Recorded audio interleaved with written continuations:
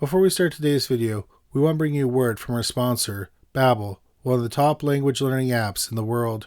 Even though I haven't been in school for over a decade, whenever autumn comes around, it inspires me to continue to be a lifelong learner. That's why I'm learning how to speak Dutch with Babbel. Babbel has over a dozen languages you can learn, but I wanted to learn Dutch because I have family that lives in the Netherlands and I want to visit there one day. There are so many good reasons to learn a new language. For example, it can help you when you travel abroad, or even if you don't plan on going anywhere, learning a new language can help keep your mind sharp. If you're looking for a new job or want a promotion, being fluent in another language can be incredibly helpful.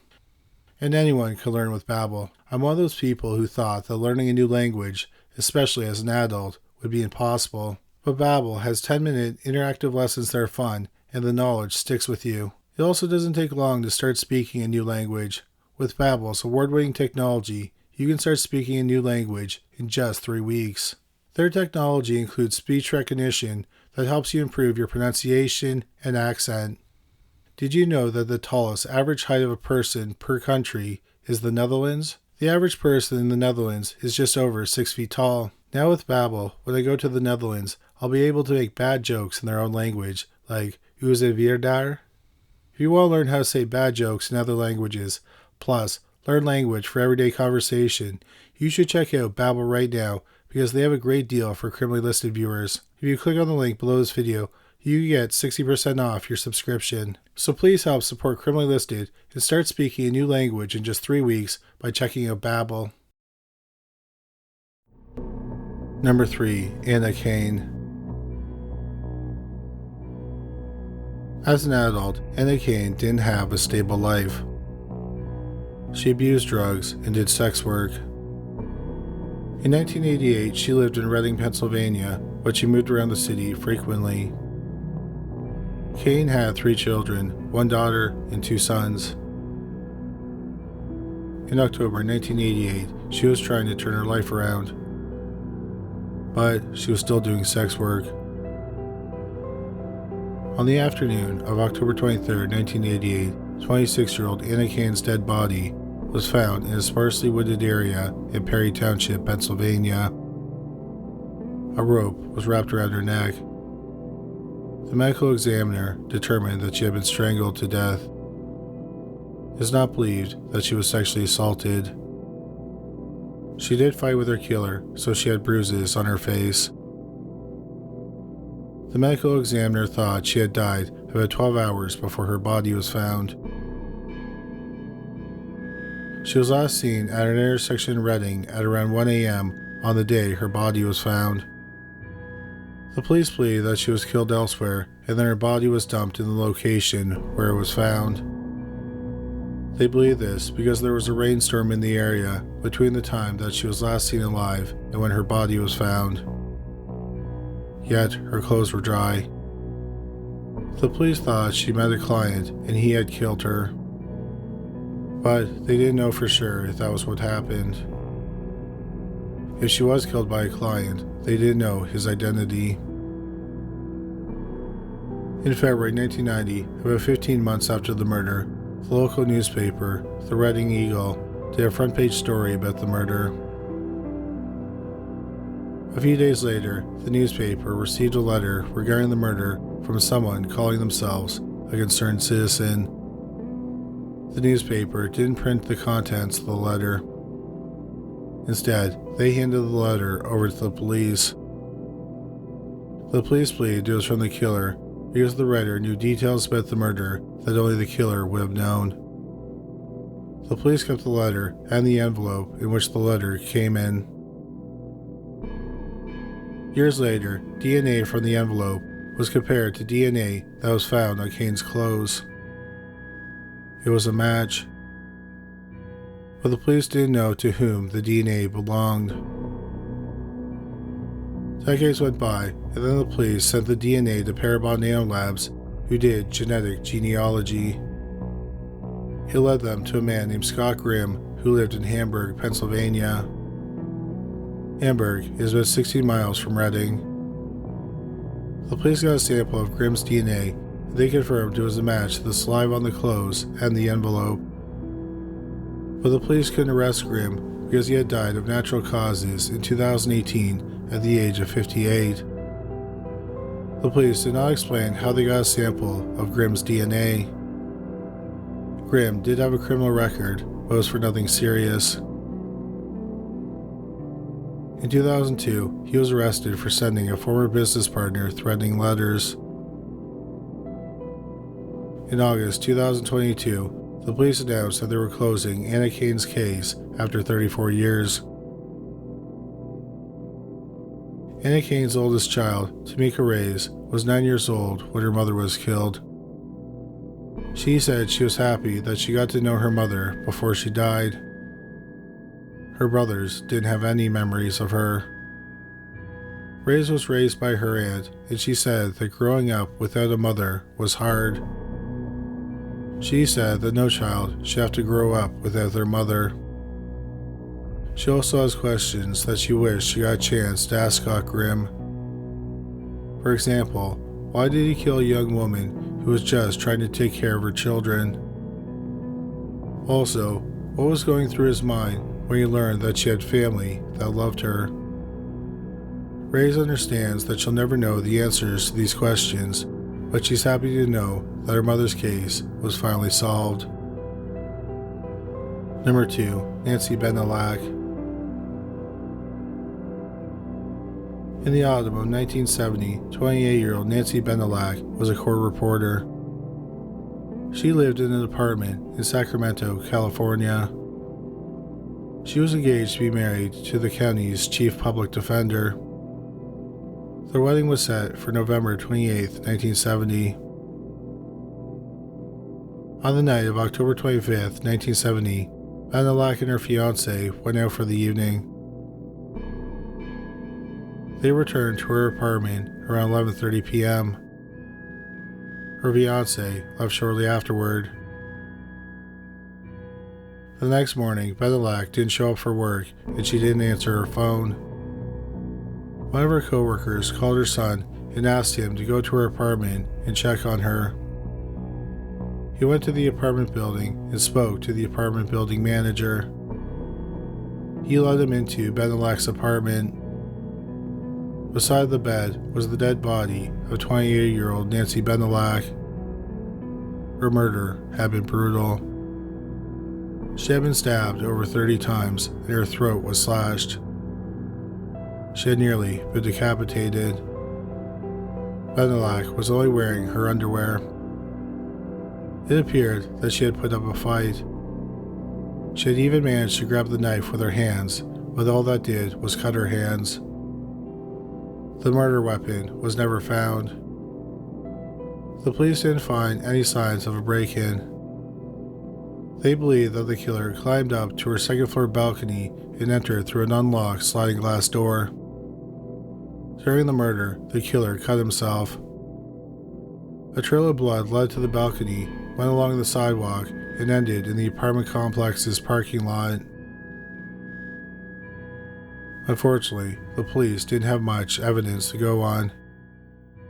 The killer didn't leave any fingerprints. The police eliminated all the usual suspects, including the man Bennallack was supposed to marry in a month. But the police did have the presence of mind to collect a sample of the killer's blood. They kept the blood sample for over 3 decades. Then in 2004, a DNA profile was created. The DNA profile was entered into state and federal databases, but no match was found. So the case continued to stay cold. It eventually became the oldest cold case in Sacramento County. Then in 2019, the Sacramento County cold case team took a look at the case. This time, they used forensic genealogy. On July 21, 2022, nearly 52 years after the murder, the police discovered who had killed the 28-year-old court reporter. His name was Richard Davis, and he was 27 years old at the time of the murder. He lived in the same apartment complex as Bennallack. He lived in apartment 23, and Bennallack lived in apartment 17. When Davis looked across the complex's pool, he could see Bennallack's apartment. Not much is known about Davis. What is known is that he lived in Sacramento and died at the age of 54 on November 2nd, 1997. His death was due to complications from alcoholism.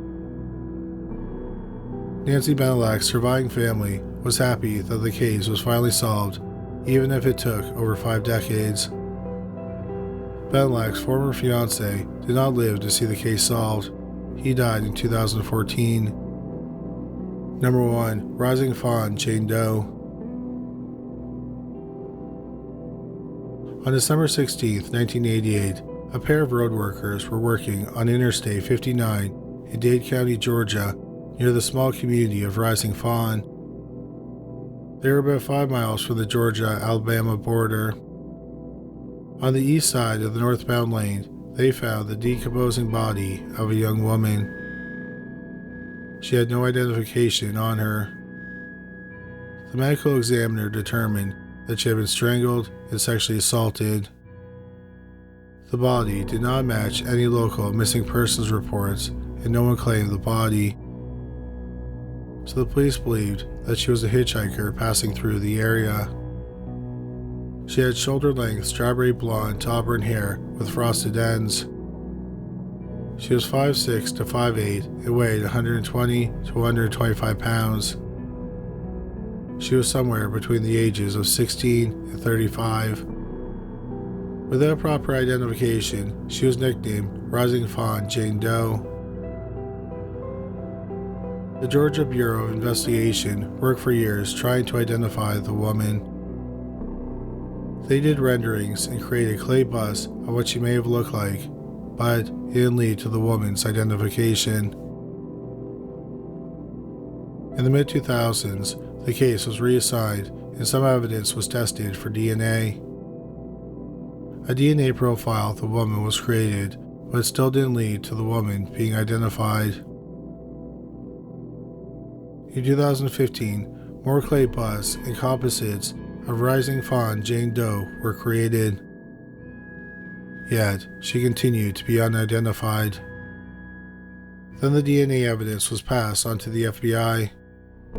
The FBI then gave the evidence to Othram, a forensic genealogy corporation. They created a comprehensive DNA profile and sent it back to the FBI. The FBI then traced the DNA through genetic genealogy. They narrowed down the possibilities and took a DNA sample from a person they believed was a family member of Rising Fawn Jane Doe.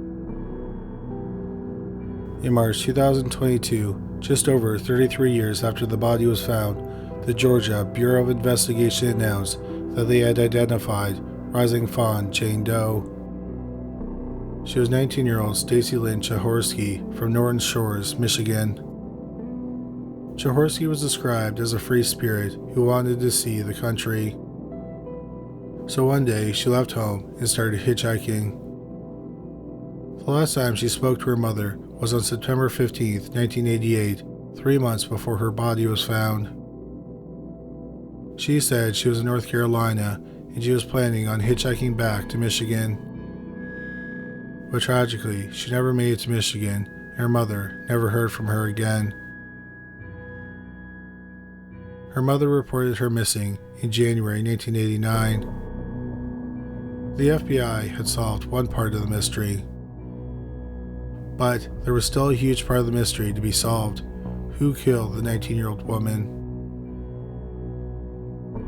It turned out that a piece of evidence found near the body had some male DNA on it. Once again, the FBI worked with Othram. A DNA profile was developed and it was entered into the combined DNA index system, also known as CODIS. But no match was found. So the FBI traced the killer's DNA using genetic genealogy. They narrowed in on a suspect and got a DNA sample from a family member of the suspected killer. In September 2022, About 6 months after Jaworski was identified, the Georgia Bureau of Investigation made another announcement. They had identified her killer. His name was Henry Frederick Wise, but he was better known by his nickname, Hoss Wise. Wise was 34 years old at the time of the murder. He had lived in the Carolinas and Florida. He worked as a truck driver who regularly drove on the interstate where Jaworski's body was found. The authorities believe that Wise was driving and he picked up Jaworski, who was hitchhiking. At some point, he raped her and strangled her. He then dumped her body on the side of the interstate where it was found months later. Wise had criminal records in Florida, Georgia, and North Carolina. His convictions included theft, assault, and obstruction of a police officer. When Wise's DNA was linked to Jaworski's murder, the authorities could not arrest or even question him. Besides being a truck driver, Wise was also a stunt driver who performed in live shows at speedways. In 1999, when he was in his mid-40s, he was in a car crash at Myrtle Beach Speedway. The crash started a fire, and Wise burned to death. The Georgia Bureau of Investigation said that after nearly 34 years, the Rising Dawn Jane Doe case was finally closed. It's the first time in the history of the United States that both victim and the killer were identified through a relative's DNA. Thank you so much for watching today's video. Please don't forget to check out our new channel, Paranormally Listed. There's a link on the screen now, and there's a link in the description box below this video. Well, that's all for today. Thanks again for watching.